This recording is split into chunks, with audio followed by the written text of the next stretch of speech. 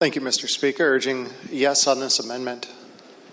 It is not easy to make local budgets balance, and that's not an argument to say that local budgeting jujitsu is a reason for local governments to do bad things.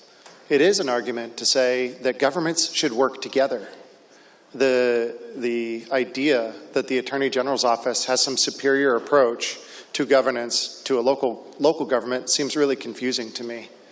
You know, Mr. Speaker, just a couple years ago, many local governments had direct conflict with the Attorney General's office. And this is relevant to this amendment because that conflict led to a lot of costs for local governments.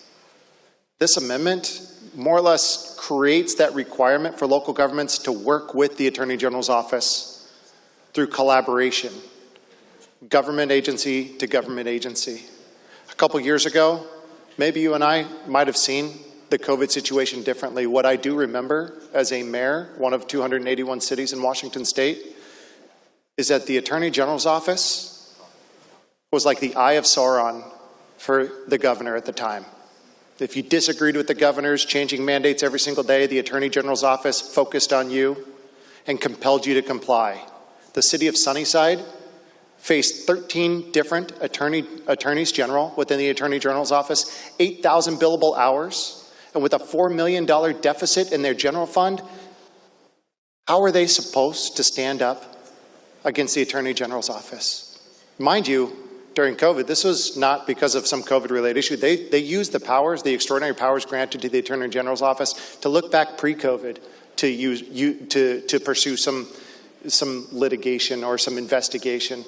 Mr. Speaker, this underlying bill grants an immense amount of power to the Attorney General's office, to all 800 attorneys within the Attorney General's office.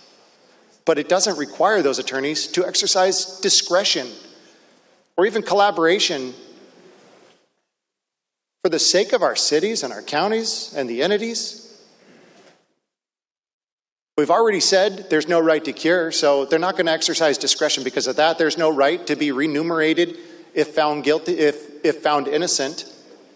For the sake of taxpayers, let's not force taxpayers to pay for both the offense and the defense in a situation that we don't even know is a problem. Urge this amendment for adoption just for the sake of coordination and collaboration between our government agencies. Thank you.